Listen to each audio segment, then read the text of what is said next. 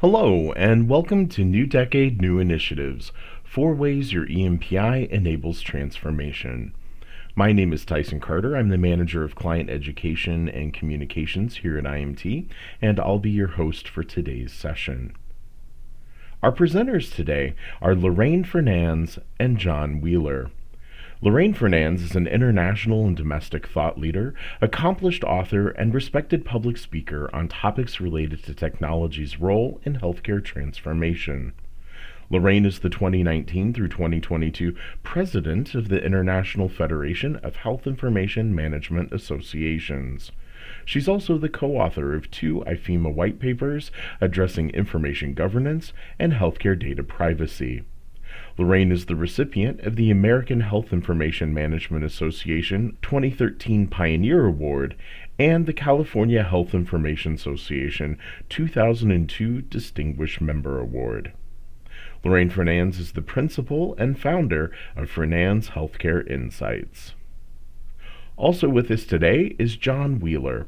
He's the Vice President of Business Development here at IMT. So with that, take it away, Lorraine. Well, good morning, Tyson and John, or good afternoon or good evening, wherever anybody is in listening to us. So Tyson, just a quick check, sound check, okay? Yep, you sound great. Okay, very good. Well, I'm delighted to be invited to share this hour with you and John. What we're going to do today is address the headlines and some of the news that you all are probably reading in the e-newsletters and various ways you get your updated healthcare information. We're going to talk about the industry drivers, and specifically 4 of them that John and I will address in the next hour: interoperability and pop health, patient and consumer engagement, the single vendor myth, and analytics. And we'll close it out in talking about what's around the corner. And as Tyson said, we will have a Q&A time at the end. So by all means, as you hear John and I share our viewpoints and our experiences, enter your questions in the chat room. So let's start the conversation with the new decade, some headlines and predictions. And clearly we could have written the whole presentation about what's in the headlines and the importance that healthcare is getting not only in North America, but around the world. One of the common themes you see, and you'll see the first one there, I credited to Deloitte. I pulled it from one of their big publications at the end of last year, is talking about patients being true consumers. I absolutely believe that. I think it is long overdue. And I will have arguments, I'll tell you, with people I talk to who take offense to the fact that we talk about patients as consumers. And I think it's a very positive trend, because being a consumer implies we make choices, we have control, and we are the ultimate decision maker. So it gives us power, and that power comes out in a lot of different ways in the government and vendors and health systems, and the various providers are making decisions to truly give us timely, more accurate data. And that's true in the US as well as in Canada. As I prepared for this, I did a bunch of reading about what's happening in Canada, in Europe, and around the globe, as well as the US. I saw several press releases about what Canada Health Infoway is doing, and we're going to talk about one specific procurement that they've recently released. And if you're in the US, you certainly see what CMS and Seema Verma and others are talking about. So it is a global thread that consumer empowerment, consumer engagement, consumer access to their information, and you can substitute the word consumer for patient anytime you like. The other thread I picked up on is the importance of digitally upskilling the existing workforce. Everybody is concerned about that. I pulled this from a PricewaterhouseCoopers report, and we'll touch upon that a little bit at the very end, because workforce is a global issue and a global priority. So some other headlines we're going to talk about is what's coming out of ONC, the Office of the National Coordinator in the US. You'll see what I've shared here about stakeholders in the health sector wanting to benefit from a fully connected health system. Now, while I may have pulled this from a report that Dr. Rucker did, I could just have easily pulled this from something in the Canadian headlines or something that InfoWay is publishing.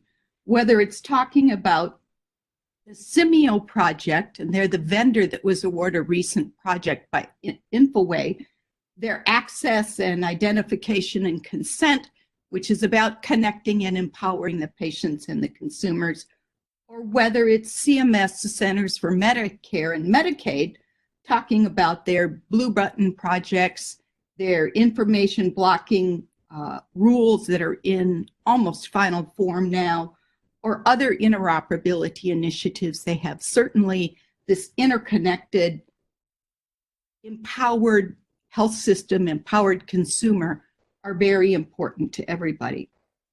So the bottom line in all of this is that we have to give information to consumers. So the strategic plan that ONC released, and it is out for public comment. So in case you haven't seen it, you can download it, and it is out there for public comment. It talks about the focus on value, the focus on wellness, the need to promote health and wellness, and to create a secure, data-driven ecosystem for health and for innovation and for research. I think we can all nod our heads to all of these goals for the framework and say, yes, as empowered consumers, as healthcare patients, as some might still see us as, we want these to be the goals of our individual health providers as well as the healthcare system in a whole. So as the next slide shows you, again, going on to the goals and the principles, it's about value. And if you're listening to us today, you can probably relate value at some point in your lifetime to a high deductible plan you might have had, particularly in the US. We're all sensitive to any type of deductible, let alone a high deductible. We don't want to pay those any more than what we have to. We want to put the individual first. We want to build a culture of access to health information. Gone are the days when data could sit in silos and never be used or only be used retrospectively. The emphasis now is on secure access, presenting trusted, accurate, consistent data, whether it's to the individual, the patient, whether it's to the analytics platforms you might be using, or whether it's to your population health and consumer engagement initiatives. Secure access is certainly a principle that drives the US, Canada, and many other parts of the world. I also found, as I did my research, a lot of conversation about innovation and competition. Competition, maybe not so much in certain corners of the globe, but innovation was something that rang loud and clear. And I actually made a trip to India a couple of weeks ago, and it was interesting as they talked about innovation. They said it's important to them, and it is the only way they're going to turn around some of their challenges around patient access because of their very large public health system. You're going to hear innovation resonate throughout the case studies that we're going to discuss here today. And I also noted that Canada released an innovation grant, I think it was late last year, and it was $20 million that the government was going to fund specifically for innovation initiatives around small to medium-sized businesses, health and bioscience companies, in order to encourage innovation and make that more of a mainstream effort in Canada, like other countries have made it mainstream. I'll close these principles out, talking just a moment about stewards and stewardship. We need to make sure that whatever we're doing with these principles It's done with the thought that we're creating trusted data. We are building that trust, enabling that trust, and certainly thinking about it every step of the way. Clearly, these principles underscore the 4 drivers that we're going to talk about today and discuss in a little bit more detail. So the 4 drivers: interoperability and pop health, patient and consumer engagement, the single vendor myth, and we'll have a few chuckles when we talk about that, and analytics. While these are what we're talking about, and that is certainly what we heard loud and clear at a client event that IMT hosted late last year, equally important, but not being discussed today because it's been an age-long priority, is patient safety and data governance. They really overarch everything. So let's move on to the discussion about interoperability, and specifically the 21st century interoperability and why it's so important. Yes, I know we've talked about interoperability for what seems like a lifetime, perhaps, and for some of us, perhaps it has. It has been a lifetime. But the conversation today has really shifted to interoperability, the fact that it's essential, and the fact that we are undertaking interoperability today really to achieve not the old triple aim, and yes, the triple aim is still relevant, but the quadruple aim: pop health, reducing costs, patient experience and engagement, and last but certainly not least, a provider workflow that is effective and not redundant and doesn't turn the provider community into a bunch of scribes. You see that 44% of the 6 hours a day a physician spends with their EMR, very sadly, is focused on clerical and administrative tasks.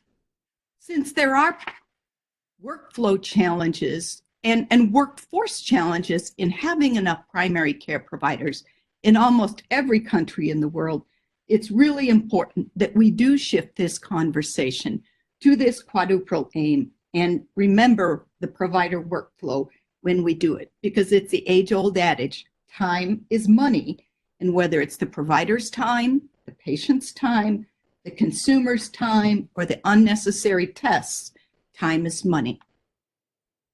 So interoperable data for healthcare, and specifically pop health, has a lot of challenges to it, because as you see shared here, there are so many data sources, and I've listed just a few. We could have filled this slide probably 6 times over with all the data sources that come from the various source systems today or secondary systems. And I didn't even address the mobile health data that is coming today that must be interoperable and integrated with your record and my record. Otherwise, why are we capturing that type of data? We should be using that data to empower the consumer and to create wellness for you and I. The risk models must also be supported with this data sources. And there are a lot of different risk models, particularly in the US, that some of them just have upside, extra money that goes to the provider. Some of them have risk on both sides. Some of them are total risk, like a Kaiser system that is just a capitated system. And there's a lot of other combinations around there. These risks can be significant. Healthcare systems operate on a very thin margin with anywhere between 1 to 3, maybe 6% profit margin. So even limited risks create a serious financial risk for an organization. And this conversation continues when you think about all the ways that data is coming to an organization to create pop health.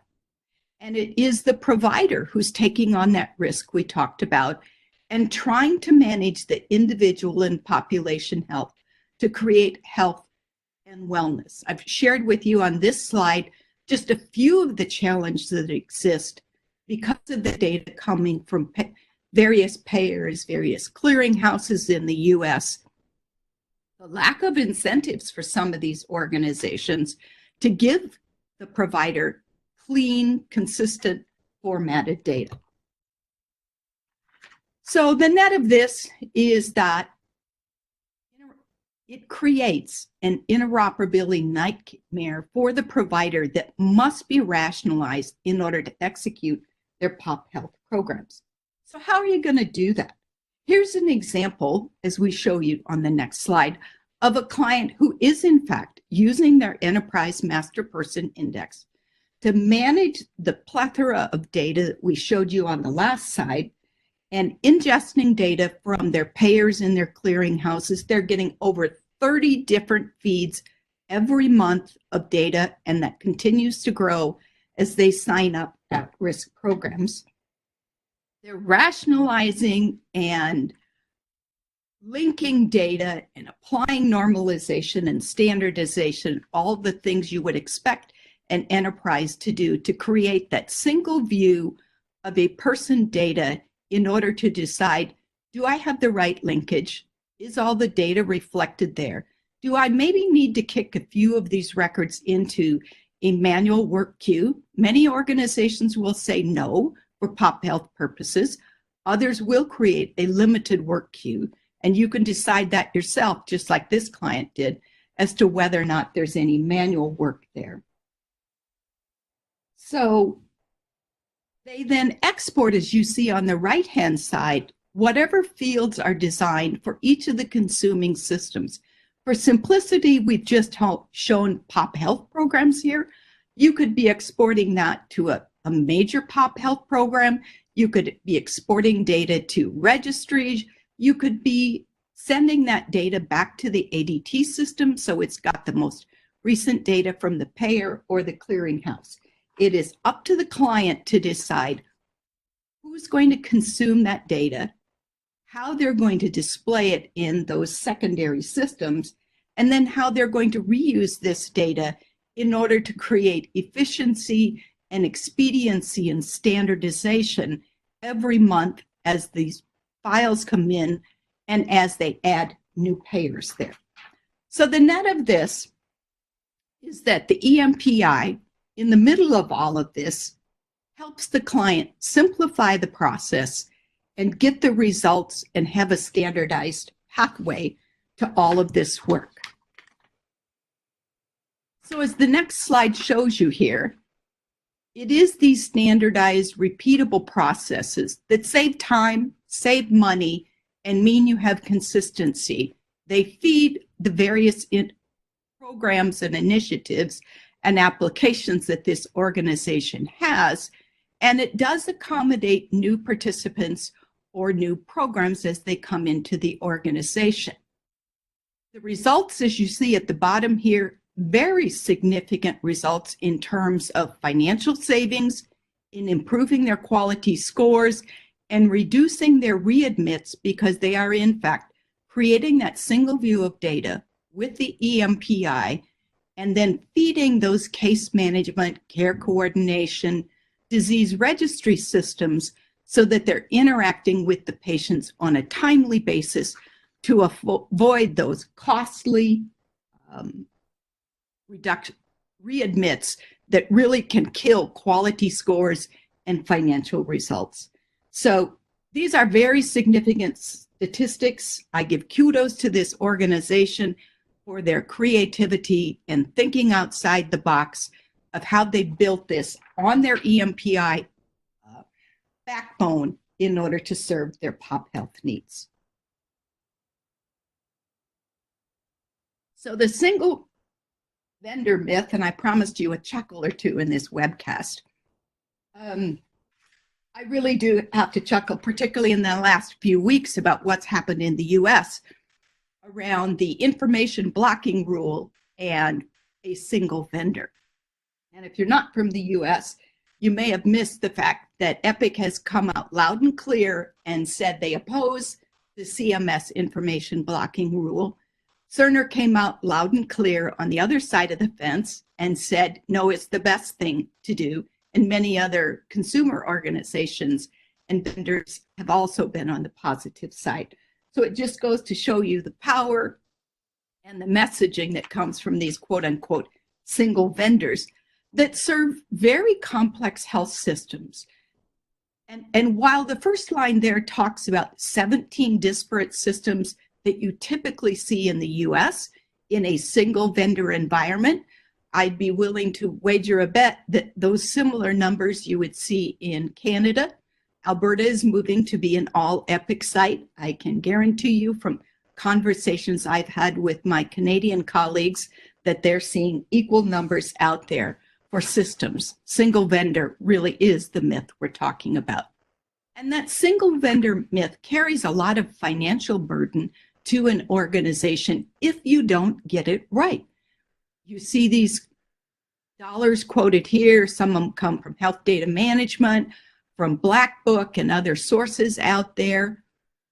When you think about 35% of all claims in the US, that's claims going to the payer, are initially denied due to identity errors.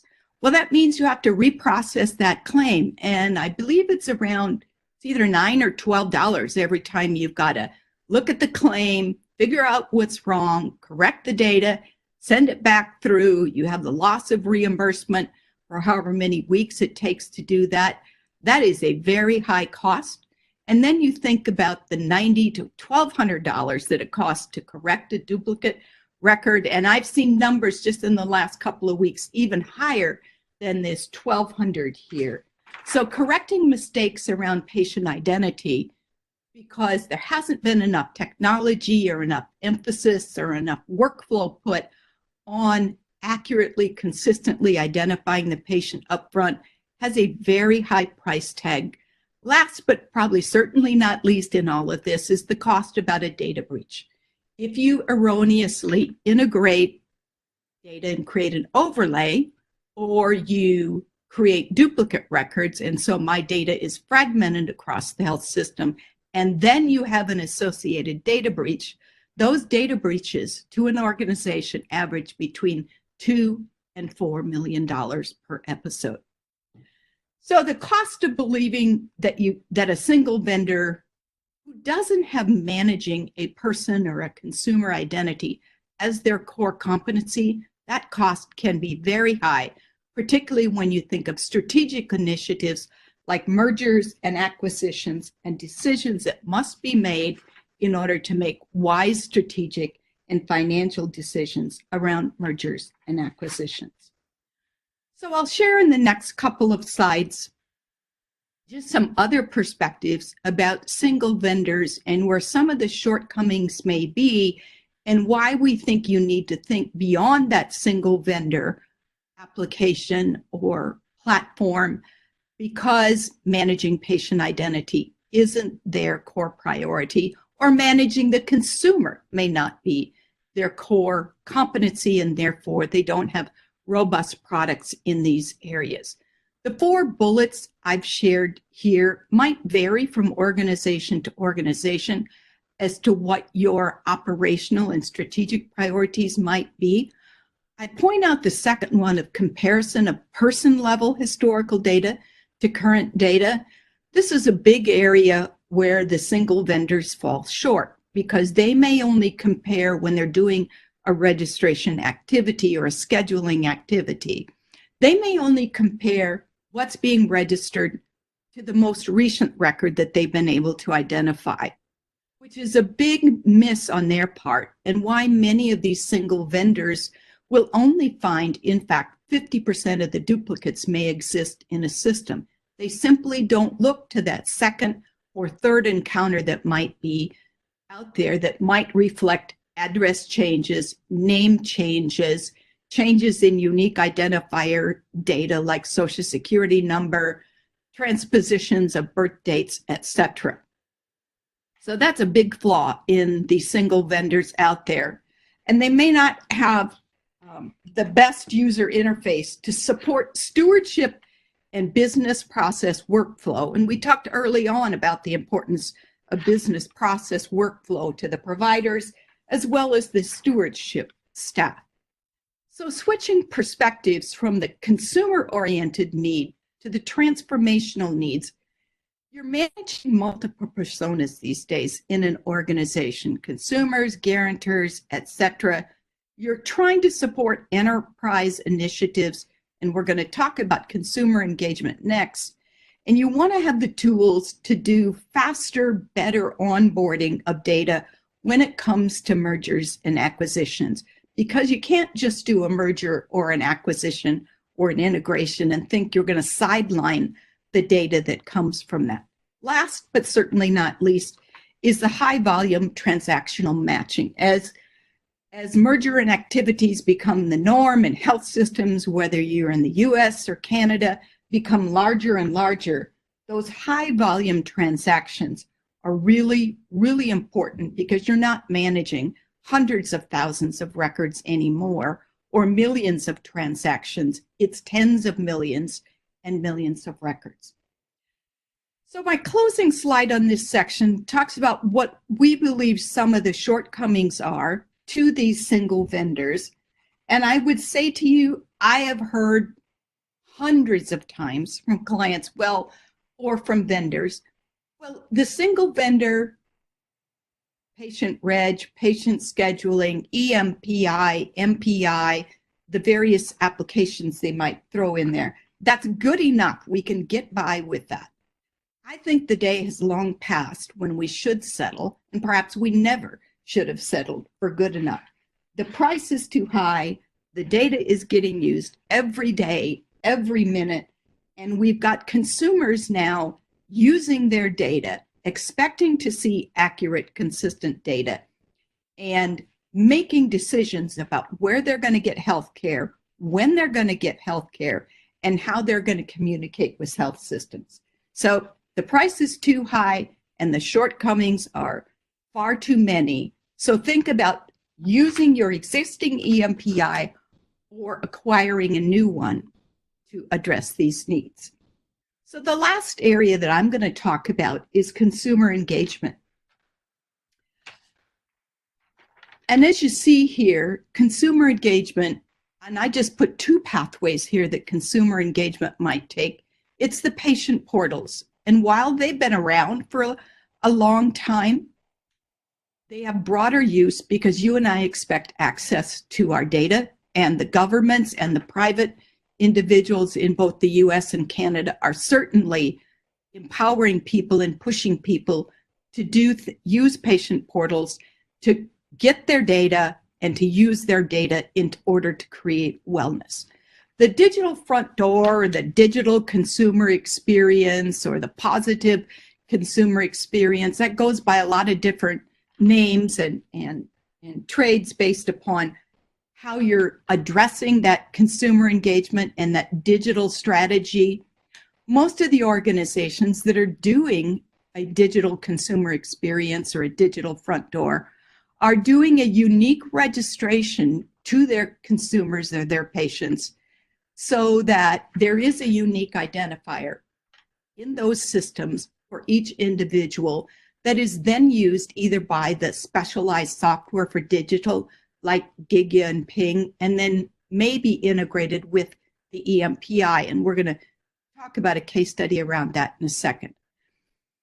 It's all about creating the better experience and engagement with that consumer, whether it's registration so that we don't spend 15 minutes in the lobby of a hospital or a physician office, expediently paying bills, which is good for the provider and perhaps good for the consumer, and making sure that everything is appropriately integrated while not breaching patient data.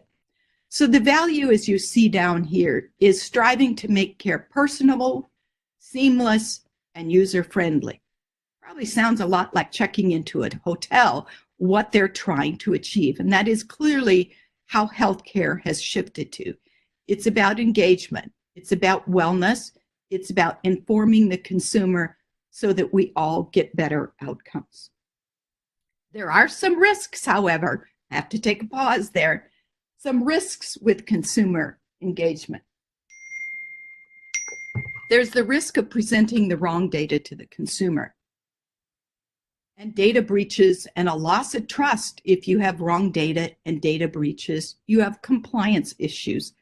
So organizations that are going down consumer engagement pathways what I have seen in my consulting engagements, and I believe IMT has seen as they work with their customers also, is they do this in a slow, methodical, thoughtful way, because while consumer engagement can be a big positive, it does carry risks with it.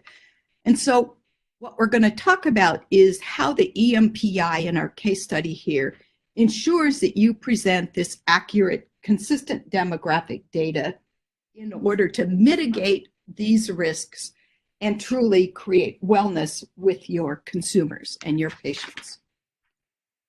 So the consumer engagement in action, as you see on this slide, for this particular client, they have 3 initiatives that they are driving all of their activities around.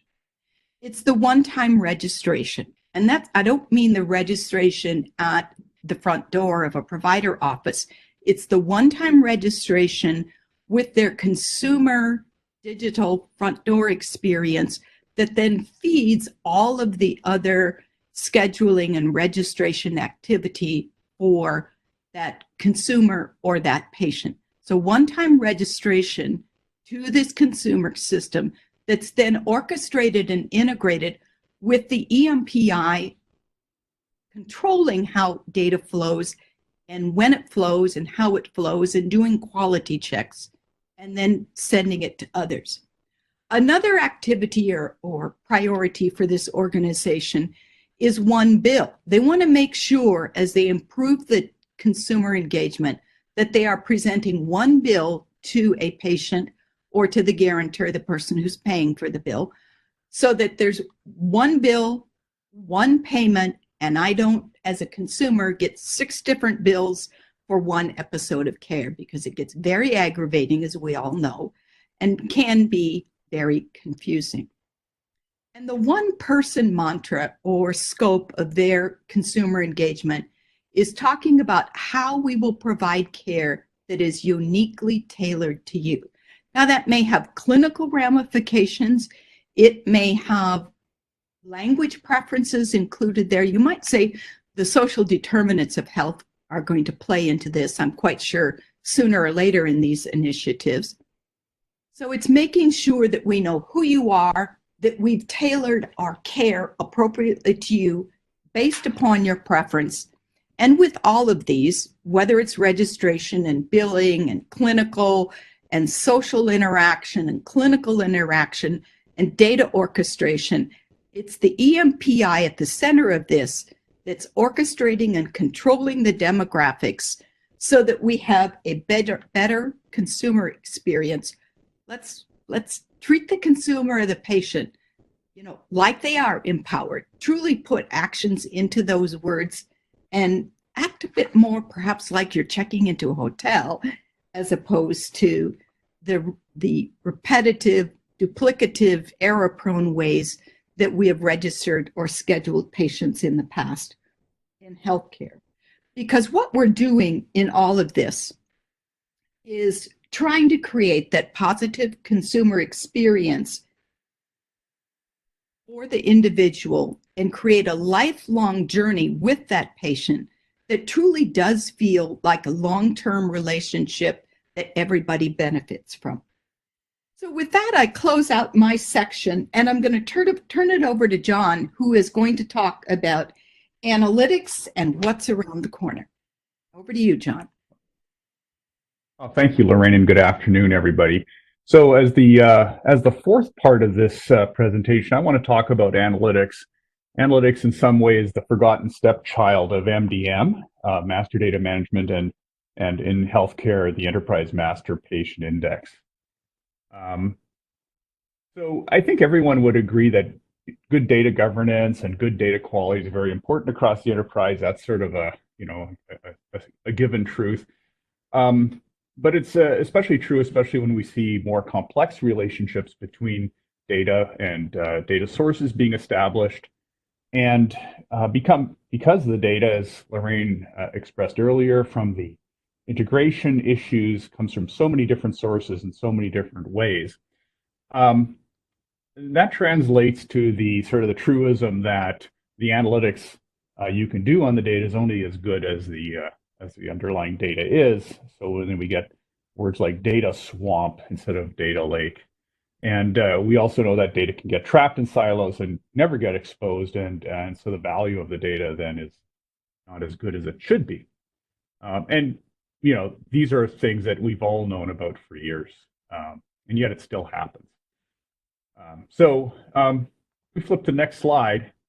Let's talk about MDM data specifically. So I think it's fair also to say that MDM contains a lot of valuable data. Because it's managed, it's high quality, because data stewardship takes place, and so on. It is a very high quality data, and it contains a lot of interesting and important information. So managed identifiers, managed demographics. We can also look at transactional data, trends, relationships, history of data, and data quality and data governance metrics that can be derived from that directly related to patient interactions. And so it would seem that the enterprise could gain value from looking at MDM directly and by combining MDM data with other enterprise data. So if we go to the next slide,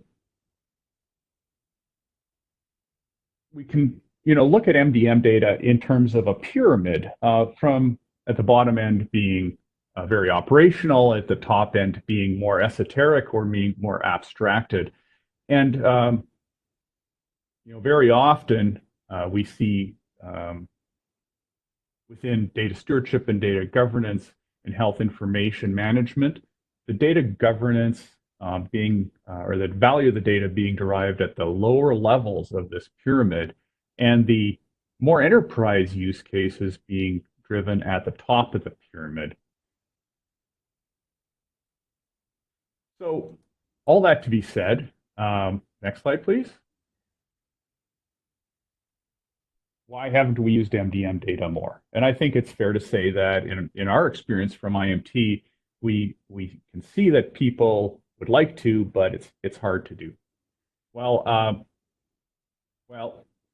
MDM is built on a relational database system, and it is possible to get the data out.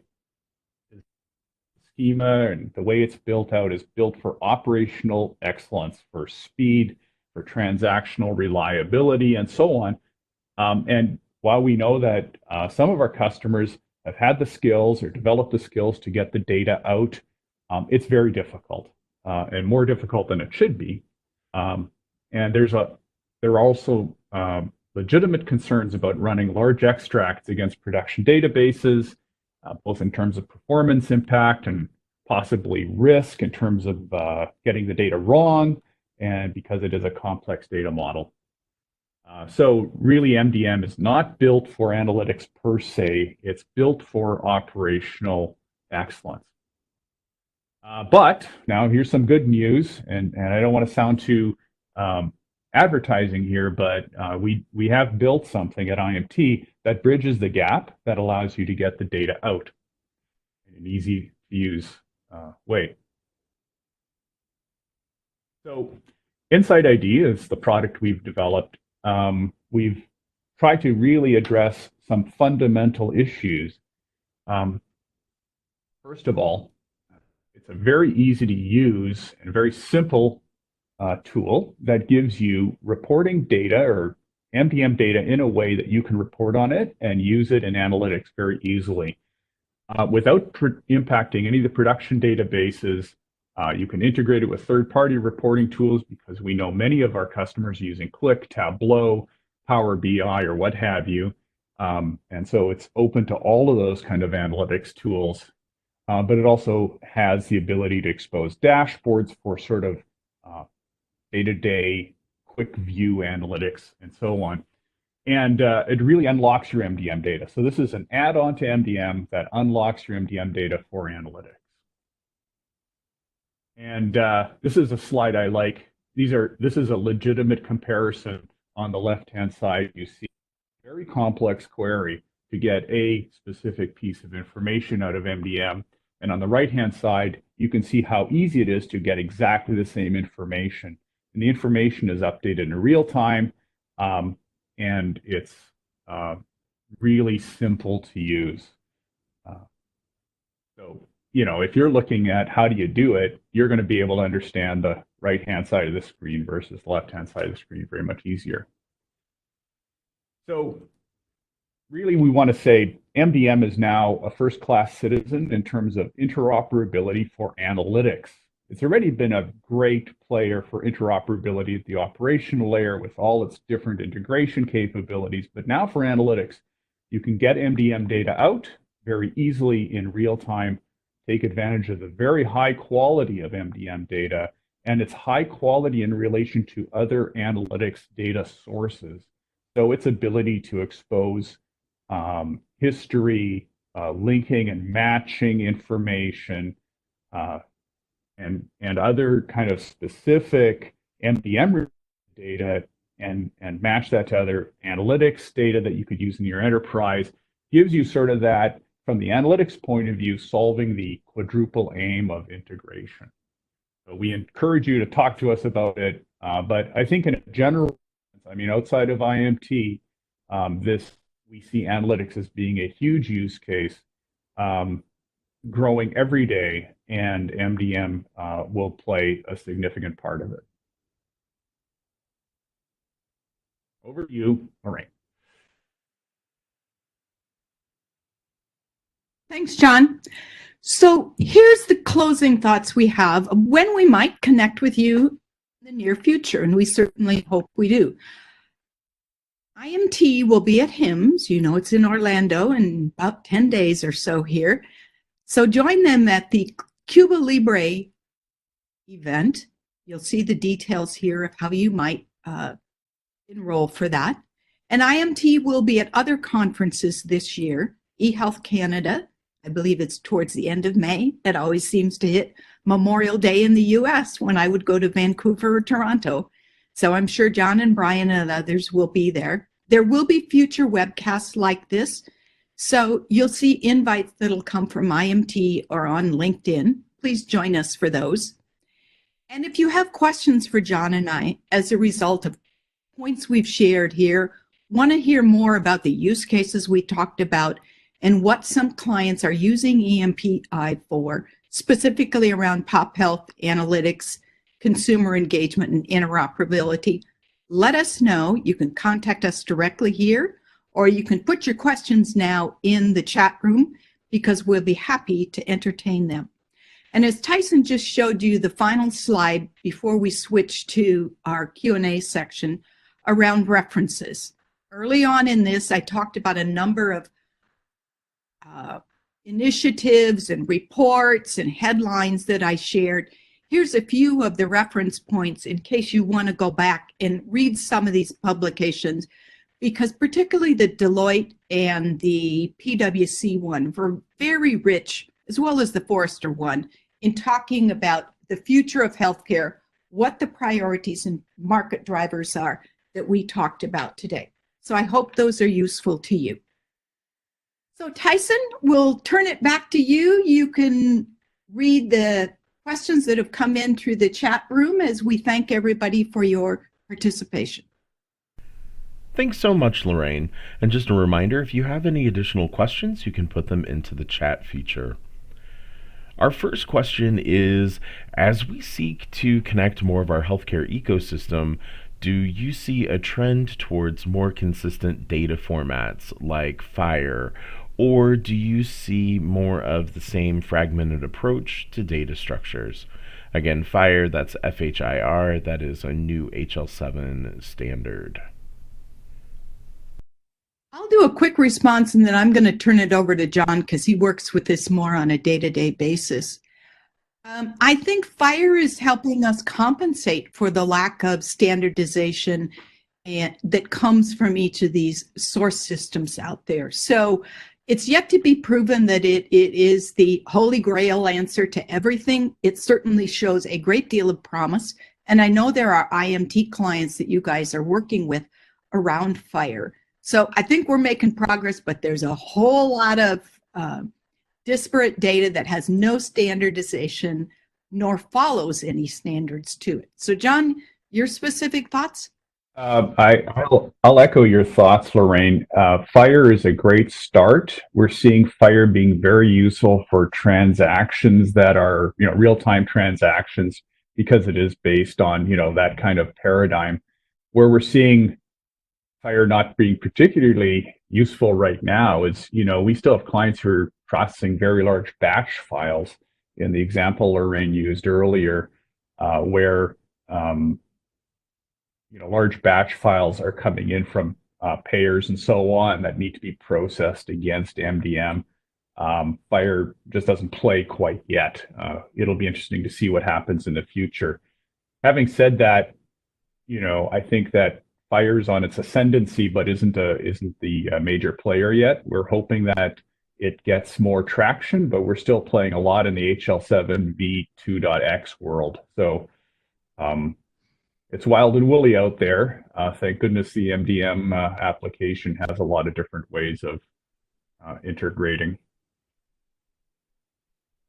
Okay, Tyson?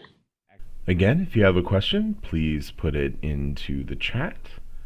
Oh, looks like one just came in for Lorraine.